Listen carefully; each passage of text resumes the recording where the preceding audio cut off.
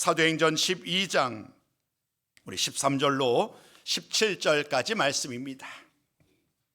베드로가 대문을 두드리는데 로데라 하는 여자아이가 영접하러 나왔다가 베드로의 음성인 줄 알고 기뻐하여 문을 미처 열지 못하고 달려 들어가 말하되 베드로가 대문 밖에 섰더라 하니 그들이 말하되 내가 미쳤다 하나 여자아이는 힘써 말하되 참말이라 하니 그들이 말하되 그러면 그의 천사라 하더라. 베드로가 문 두드리기를 그치지 아니하니 그들이 문을 열어 베드로를 보고 놀라는지라. 17절은 함께 있습니다. 시작. 베드로가 그들에게 손짓하여 조용하게 하고 주께서 자기를 이끌어 옥에서 나오게 하던 일을 말하고 또 야고보와 형제들에게 이 말을 전하라 하고 떠나 다른 곳으로 가니라. 아멘. 할렐루야, 반갑습니다. 오늘도 참 귀한 날, 복된 날 여러분들을 만나게 돼서 얼마나 기쁘고 반가운지요. 우리 함께 모인 여러분들을 서로 축복하면서 인사 나누셨으면 좋겠습니다. 주님의 은혜로 축복합니다. 주님의 은혜로 축복합니다 라고 서로 인사 나누시죠. 올 한 해 동안에도 평강의 복이 함께 원합니다 라고 서로 축복하시면 좋겠습니다. 올 한 해도 평강의 복이 함께 하기를 원합니다. 아멘. 아멘. 오늘은 기도에 대한 말씀을 나누려고 해요. 기도. 예배, 기도, 말씀에 대한 주제는 우리에게 정말로 떼어놓을 수가 없지요. 그러나 그 말씀들은 사실 우리에게 기쁨보다는 책임으로, 무거운 책임으로 다가오기 마련입니다. 예배를 드리는 것이 얼마나 기쁜 일인지를 모르는 분이 없지요. 그러나 강단에서 여러분 예배 드려야 합니다 라고 강조를 하면 왠지 모르게 목사님이 나에게 하는 말 같아. 목사님이 나로 하여금 예배를 열심히 드려야 한다라고 말씀하시는구나 라고 생각하게 되지요. 기도도 마찬가지예요. 기도해야 합니다 라고 하면 목사님이 나에게 기도하라고 그러나 보다. 또 말씀을 열심히 가까이 해야 합니다 라고 얘기하면 여전히 그 말씀도 예사롭지 않아요.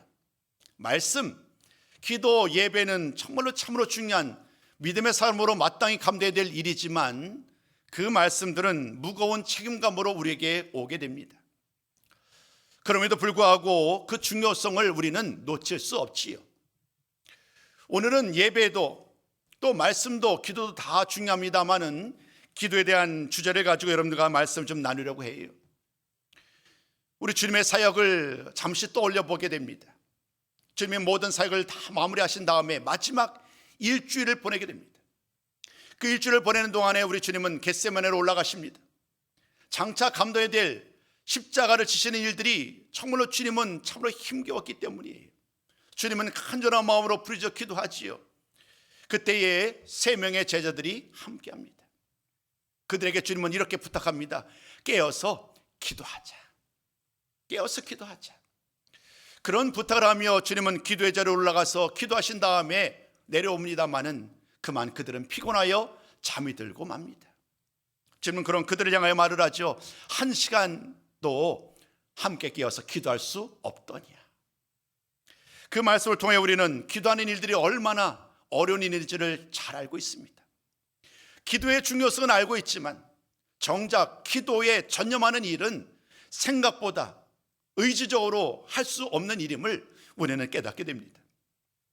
오늘 말씀은 우리에게 이 기도에 대한, 정확하게 이야기하자면 기도의 내용에 대한 말씀입니다. 우리가 어떤 내용으로 기도해야 하는가, 그 기도의 내용이 얼마나 중요한가에 대한 말씀을 한 가지 사건을 통하여 만나게 됩니다. 그 말씀을 나누기에 앞서서 한 가지 기도에 대한 아주 대표적인 예화를 소개하는 것으로 말씀을 계속 이어가려고 합니다. 아마도 이 예화는 오랫동안 신앙생활했던 분들은 아마 많이 들어보셨을 거예요. 조금은 각색되었지만 그 의미하는 내용은 이와 같습니다. 이 예화는 이와 같습니다. 우산을 준비한 소녀 이야기예요. 어느 한 시골에 오랫동안 비가 오지 않아요. 비가 오지 않아서 곡식을 잘 갖고 와야 되는데 대부분 농부들이 얼마나 어려움이 많겠어요. 비가 오지 아니하면 한 해 동안 농사를 지어대는 이 모든 농산물이 정말로 거두지 못하는 그러한 결과에 이르게 될 테니까요. 그래서 성도님들이 교회에 모였습니다. 교회에 모여서 그들은요 함께 기도하는 거예요. 하나님, 비를 내려주세요. 하나님, 비를 내려주세요. 그래야 우리가 농사 지는 것들이 아름다운 풍성한 열매 맺을 수 있으니까 하나님, 비를 내려주세요. 그래 열심으로 기도를 합니다. 그들이 모여서 기도한 지 얼마나 되었을까요? 하늘에 검은 구름이 몰려오기 시작합니다. 그토록 쨍쨍 찌어서 오랫동안 비가 오지 않았던 이런 어려운 상황 가운데 드디어 구름이 몰려오기 시작했고, 얼마 후에는 드디어 그들이 그토록 원했던, 바랐던 비가 내리기 시작합니다. 얼마나 기뻤을까요? 그들 모두는 기뻐 하나님이 우리의 기도를 응답하셨다고 하면서 그들 모두 환호하며 기뻐합니다. 그러나 집으로 돌아가던 때에 그들은 또다시 어려움에 봉착하지요. 왜냐하면 모두들 교회 문 앞에서 머뭇거리기만 할 뿐 집으로 가지 못하는 거예요. 이유인즉슨 비가 많이 오는데 정작 우산을 준비한 사람이 없었기 때문이지요. 바로 그때 한 소녀가 나섭니다. 교회를 나서면서 그 소녀가 하는 말이 이와 같이 우산을 펴면서 말을 했다고 그러잖아요. 하나님께 기도하면 비가 올 텐데 왜 우산을 안 가져왔지요?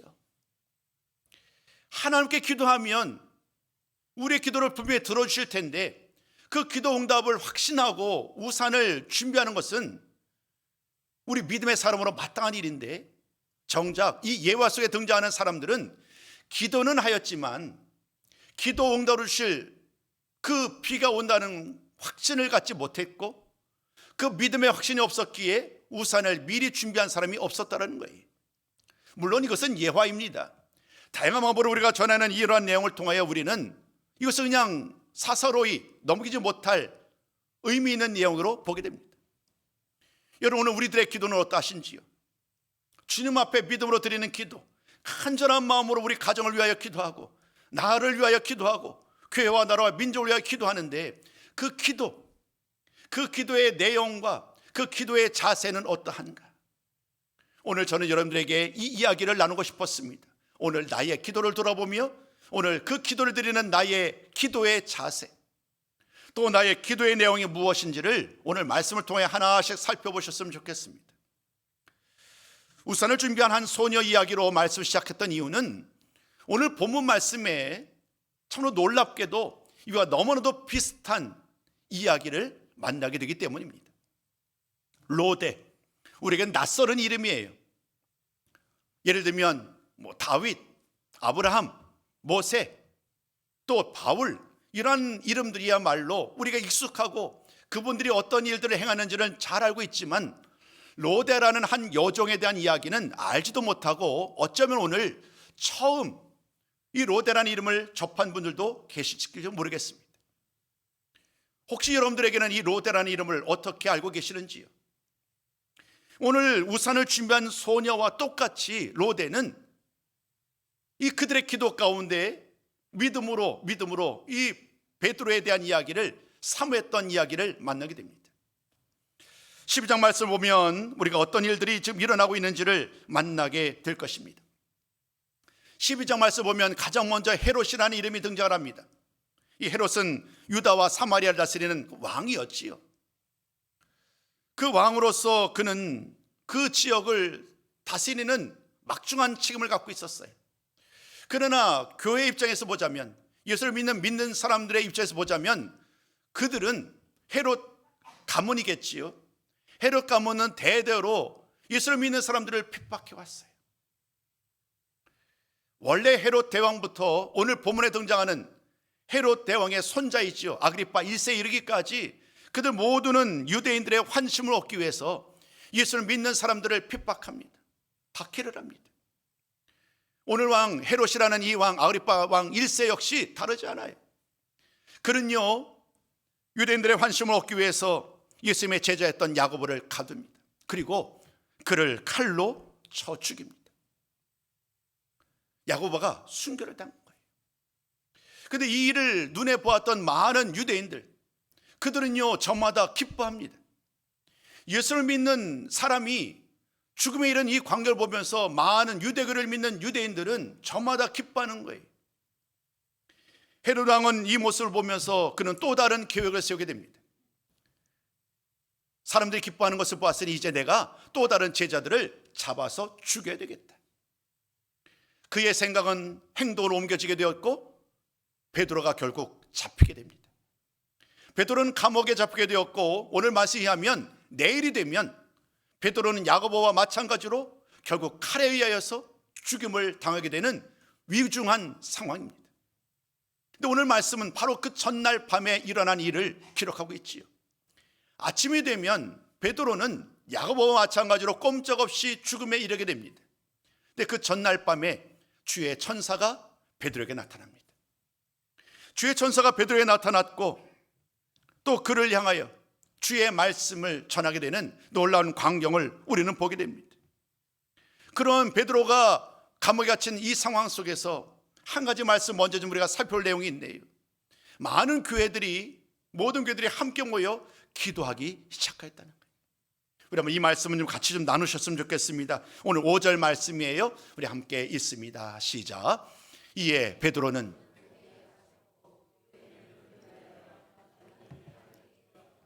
아멘. 교회가 많은 성도들이 지금 위기를 느낀 거예요. 야고보가 죽고 내일이 되면, 아니 베드로가 죽게 된 이 위기 상황 가운데 교회가 할 수 있는 일들은 기도밖에 없지요. 그래서 베드로를 위하여 기도하고 있는 거예요.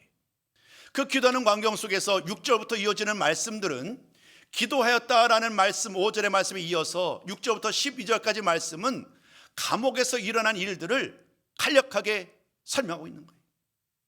다시금 아까 설명드리던 말씀으로 돌아가면 그날 밤에, 그 전날 밤에 주의 천사가 베드로에게 나타납니다.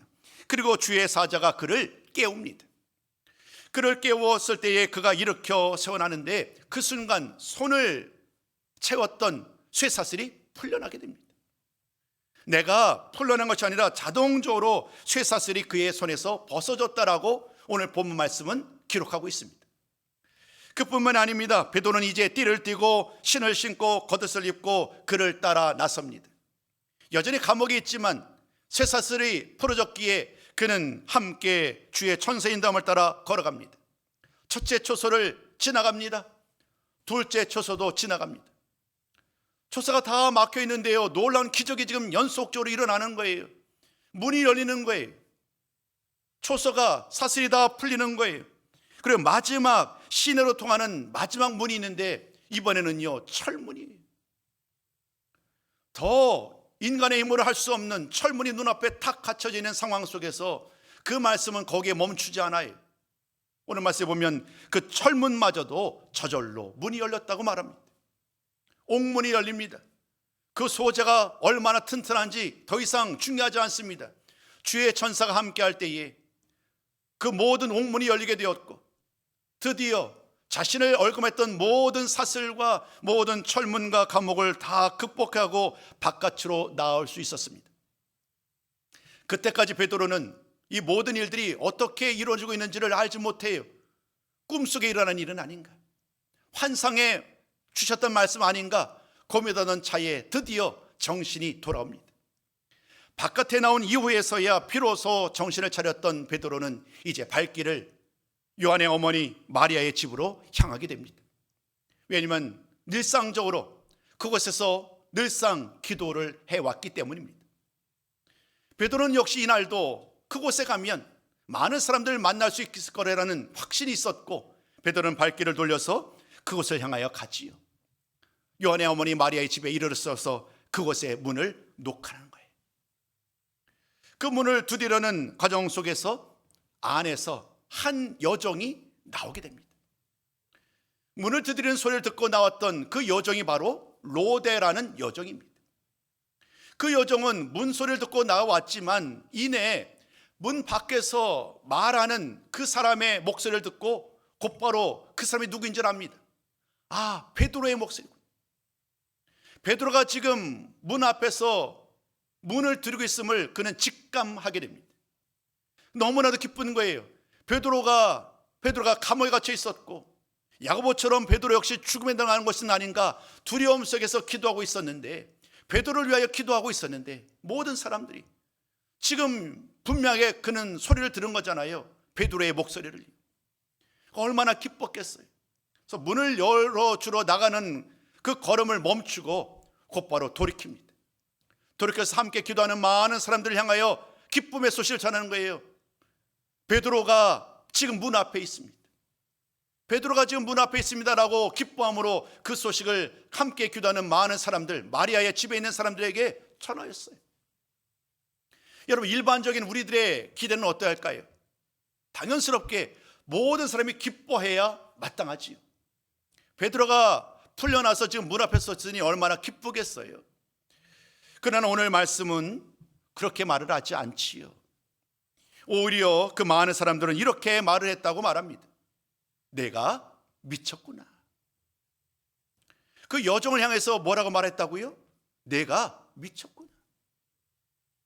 앞서 제가 설명드렸던 우산을 준비했던 여자 이야기, 한 소녀 이야기 나눴지요. 오늘 베드로를 위하여 기도했어요. 정말로 간절함으로, 오늘 보면 간절히라는 말씀을 통하여 그래 정말 얼마나 간절한 마음으로 기도했는지를 우리는 알 수 있어요. 근데 정작 그 기도의 결과로 말미암아 베드로가 지금 문 앞에 서 있는데 그들 중에 누구도 그 베드로가 풀려난 사실에 대해서 기뻐하면서 믿음으로 반응하지 않아요. 오히려 한 여인, 여종에 불과했던 이 로데라는 이 여자아이만 베드로임을 알고 함께 기뻐하며 그 이야기를 전하지요. 이 여자는 그것으로 만족하지 않고 또다시 말합니다. 참말이에요, 진짜예요 라고 말을 하니까 그 나머지 기도하는 사람들은 그제서 이렇게 말합니다. 그러면 베드로의 천사겠지. 여전히 그들은 베드로가 풀려났다는 사실을 인정하지 않아요. 문 두드리는 소리가 계속 이어집니다. 사람들은 이제 그제서야 확인하고자 나아가서 문을 열게 되지요. 그런데 그 문 앞에 실제로 베드로가 서 있는 거예요.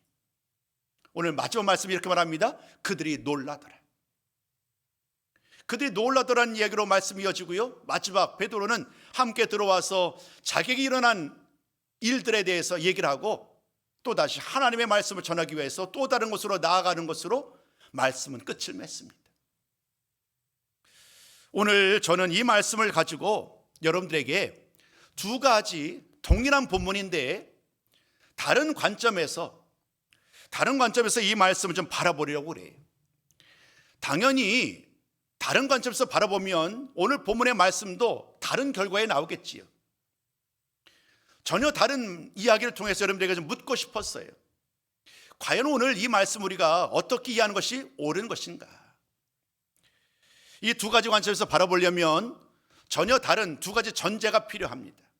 그 전제 첫 번째는 뭐냐 하면 앞서 우리가 5절 말씀을 나눴잖아요. 그 당시 함께 마리아의 집에 모여있던 많은 성도들이 간절히 베드로를 위해 기도했다. 근데 그 기도가 어떤 기도냐는 거예요. 첫 번째 전제는 이와 같아요. 그들이 베드로가 풀려나기를 위하여 기도했다는 거예요. 오늘 이 말씀은 우리가 확인할 길은 없어요. 왜냐하면 오늘 본문은 그것이 전부거든요. 그냥 간절히 베드로를 위해 기도했다는 것이지 정말 그 기도의 내용은 우리가 알 수 없는 거예요. 그러나 우리가 베드로가 풀려나기를 위해 기도했다라고 전제를 하고 오늘 말씀을 바라보시자는 거예요. 그러면 어떻게 될까요? 오늘 말씀은 아마도 이렇게 되지 않을까요? 첫 번째 말씀이 이 내용입니다. 우리 한번 첫 번째 내용 단락의 주제를 한번 같이 나누어 봅니다. 자, 시작. 기도하면서도 정작 응답을 믿지 못하는 경우가 있다는 거예요. 여러분, 내가 기도를 해요. 열심히 기도를 해요. 정말 간절함으로 기도하는데 정작 기도 응답에 대한 확신이 없는 채, 기도 응답에 대한 확신을 가지지 못한 채 기도를 한다고 한다면 과연 그 기도를 하나님이 기뻐하실까요? 오늘 첫 번째 전제입니다. 가정 속에서 이 전제는 우리가 오늘 이 함께 모였던 마리아의 집에 모였던 많은 성도들이 베드로가 풀려나기를 위해서 기도했다라는 전제 속에서 이 말씀을 살펴보고 있어요. 그럼 어떻게 될까요? 그들은 믿음 없이 드린 기도의 사람이 되고 마는 거예요. 오로지 한 여종 로데라는 여자만이 믿음으로 베드로가 우리가 드린 기도가 응답될 것을 확신했다는 결론에 이르게 되겠지. 오늘 저는 이 말씀을 통하여서 한 가지 생각해 볼 것이 있습니다.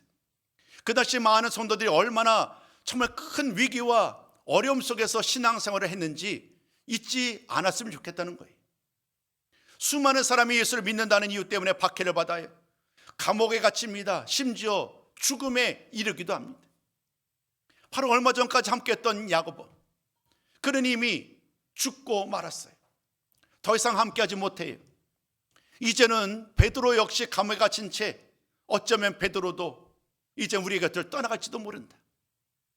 이러한 생각들이 그들을 가득 그 마음을 채우고 있는 거예요.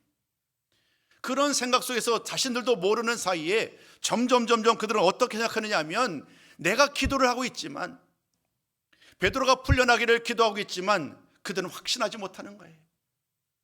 나의 기도를 간절한 마음으로 기도하고 있지만 과연 베드로가 살아날 수 있을까? 야고보처럼 결국 베드로도 죽게 될 거야. 이런 생각 속에서 그들의 기도는 결국 거기에 머물고 마는 거지요. 이 여종 로데는 순수한 여종이었어요. 그러니까 복잡하지 않은 거예요. 계산하지 않는 거예요. 기도를 하면서 여러 가지 수를 계산하지 않아요. 기도했으니까 응답해 주시겠지. 그러나 나머지 많은 사람들은요, 복잡한 생각들이 다 들어가 있는 거예요. 기도는 하고 있지만, 간절하게 기도하고 있지만 경우의 수를 계산하는 거예요. 이러한 상황인데 과연 하나님이 응답하실까? 이러한 상황인데 과연 하나님이 나의 기도에 응답하실까라는 그런 고민 속에 그들은 베드로가 살아날 것을, 혹은 베드로가 함께할 것을 온전히 확신하지 못했던 거예요. 믿음 없이, 확신 없이 드렸던 그 기도 가운데 베드로가 문 앞에 등장하자 그들 모두는 놀랄 수밖에 없었지. 여러분, 이 이야기는 비단 함께 모여 기도했던 그들만의 이야기가 아니지요. 오늘 우리들의 기도의 삶 역시 크게 보면 이와 다르지 않습니다. 기도의 중요성은 모르지 않습니다. 우리는 늘 기도하기를 힘씁니다. 늘상 하루 종일, 늘상 모든 상황 속에서 늘상 기도를 가까이 합니다. 그러나 기도를 하는 것과 그 기도를 반드시 들어줄 것을 확신하는 것은 다른 이야기입니다. 오늘 우리들의 기도는 어떠합니까? 오늘 여러분들의 기도는 어떠합니까? 믿음으로 기도를 드리고 계시는지요? 우리가 드리는 기도는 언제나 하나님이 반드시 들어주실 것을, 응답하실 것을 의심하지 아니하고 언제나 믿음으로 드리는 기도의 사람들이 되셨으면 좋겠습니다. 비록 오늘 본문에서 만났던 이들은 물론 가정을 통한 전제였지만 응답에 대한 확신이 없은 채 기도하였고 그 일로 인해서 놀라워하는 모습을 보게 됩니다. 다시 한번 이 이야기를 통하여 우리는 다시 한번 나의 기도가 믿음의 터전을 두고 드리는 기도인지, 하나님을 온전히 신뢰하며 반드시 하나님께서 응답하실 것을 믿고 의심하지 않는 기도를 드리고 있는지, 나의 믿음의 기도, 나의 기도의 모습, 기도의 내용을 돌아보는 귀하고 복된 시간 되시기를 다시 한번 주님의 이름으로 축복합니다.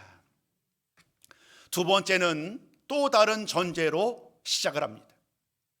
이 두 번째 전제는 함께 모였던 많은 성도들이 베드로를 위하여 기도했지만 베드로가 감옥에서 풀려나는 것을 위하여 기도하지 않았다라는 전제를 가지고 시작합니다.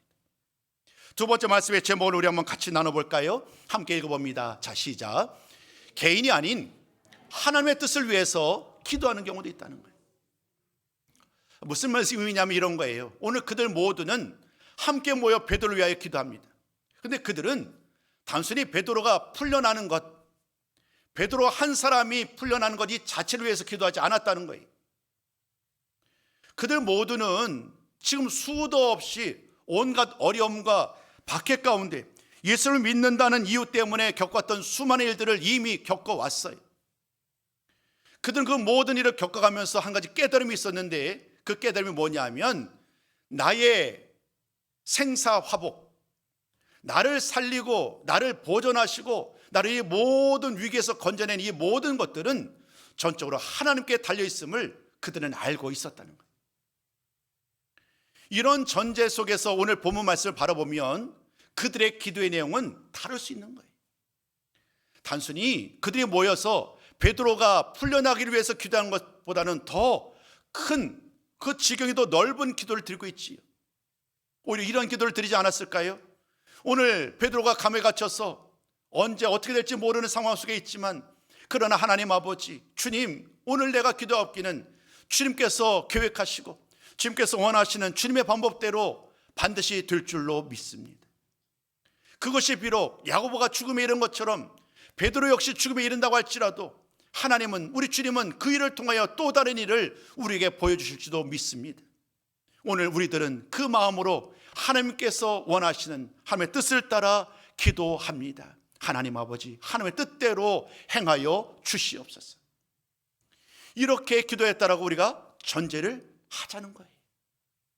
그러면 오늘 이 본문의 말씀은요, 전혀 다른 시선으로 다가오게 되지요. 우리 대표적인 말씀 한 구절 먼저 좀 살펴보고 계속 말씀 이어가겠습니다. 4장 29절과 30절입니다. 우리 한번 이 구절, 두 구절 같이 한번 읽어봅니다. 자, 시작. 주여, 이제도 그들의 위협함을 굽어보시옵고 또 종들로 하여금 담대히 하나님의 말씀을 전하게 하여 주시오며 표적과 기사가 거룩한 종 예수의 이름으로 이루어지게 하옵소서 하니라. 아멘. 오늘 이 말씀 사도행전 4장과 5장 말씀을 잘 보면 언제나 초대교회 성도들은요, 기도하고 있어요. 수많은 박해가 계속되고 있어요. 베드로와 요한이 공회 앞에서 말씀을 전하다가 감옥에 갇힌 일도 있고요, 또 5장에서도 베드로와 많은 사도들이 예수님을 전하다가 감옥에 갇힙니다. 오늘 우리가 나눴던 이 10장 말씀만이 아니라 그 이전에서도 그들은 똑같은 기적을 맛보았어요. 그날도 주의 천사가 나타나요. 주의 천사가 나타나서 감옥의 문을 활짝 여는 거예요. 감옥 문을 막 흔들어 봅니다. 지진이 일어나는 거죠. 그래서 감옥 문이 열리게 되는 놀라운 기적적인 일을 통하여 그들이 나오게 됩니다. 그런 다음에 그들이 한 일은 뭐냐면요, 이렇게 말합니다. 하나님의 말씀을 전하는 일을 게을리하지 않아요. 이런 일들이 계속 그들의 삶 속에 일어나고 있었어요. 기도하였고 감옥에 갇혔지만 하나님께서 또다시 그 문을 열어주시고 그들을 다시 구원해내는 일.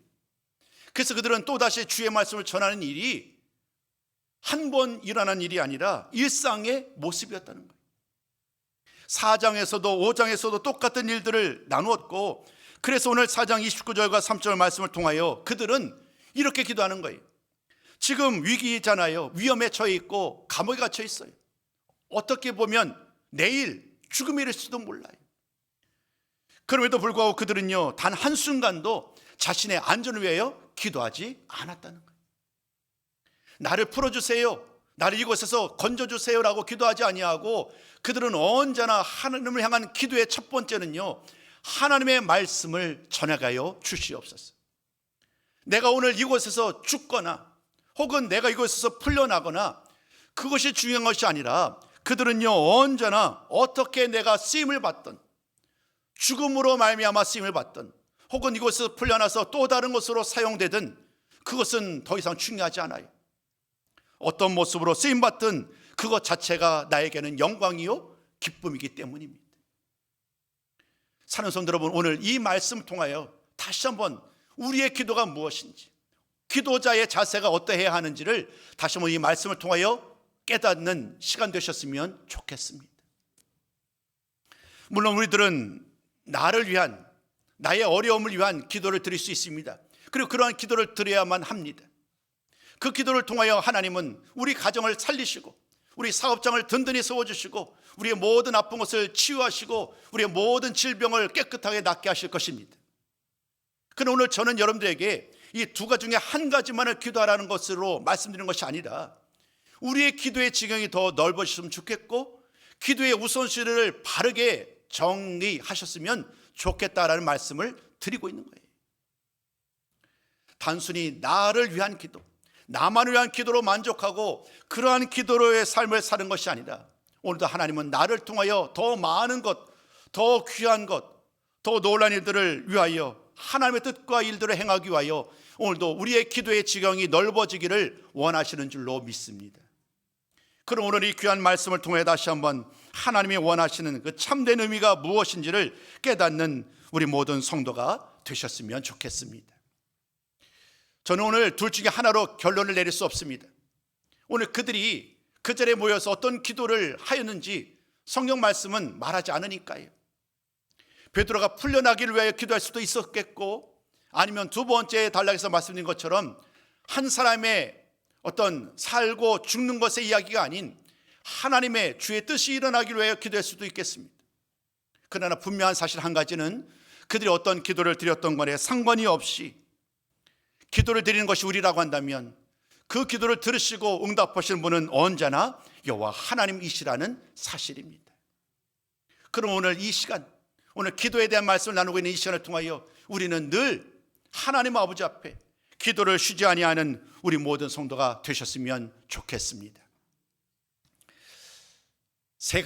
네 가지로 마지막 기도의 이야기를 결론을 그냥 바로 내리겠습니다.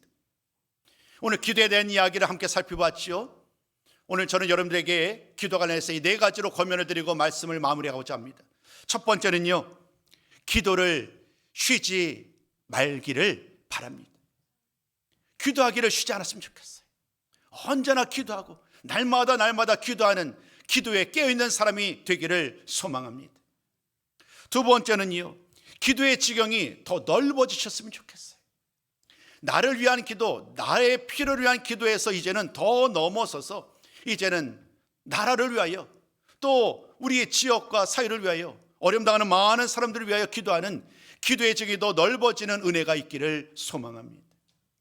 세 번째, 믿음으로 기도하셨으면 좋겠습니다. 우리의 기도, 습관적인 기도가 아닌, 그냥 반복되는 기도가 아닌 날마다 믿음으로 드리는 기도의 사람이 되셨으면 좋겠습니다. 마저 네 번째, 의심하지 아니하고 오직 하나님의 나라, 하나님의 그의 영광을 위하여 기도하는 기도의 사람들이 되셨으면 좋겠습니다. 이 네 가지 기도의 자세예요. 기도의 내용이에요. 이 말씀을 살펴봤으니까 언제나 우리들 이 말씀, 오늘 주신 말씀 붙들고 늘 기도하는 기도의 사람들이 다 되셨으면 좋겠습니다. 우리 마지막으로 한 구절만 더 살펴보고 모든 말씀을 마무리하고자 합니다. 야고보서 1장 6절 7절입니다. 같이 한번 읽습니다. 시작. 오직 믿음으로 구하고 조금도 의심하지 말라. 의심하는 자는 마치 바람에 밀려 요동하는 바다 물결 같으니 이런 사람은 무엇이든지 주께 얻기를 생각하지 말라. 아멘. 여러분, 의심하지 아니하고 과연 내 기도를 하나님이 들어주실까? 들어주지 않을까? 의심하지 말고 오직 믿음으로 구하며 늘 그 말씀 따라, 그 명령 따라 순종하는 삶을 살아가시는 우리 모두 성도님들 다 되시기를 주님의 이름으로 축복합니다.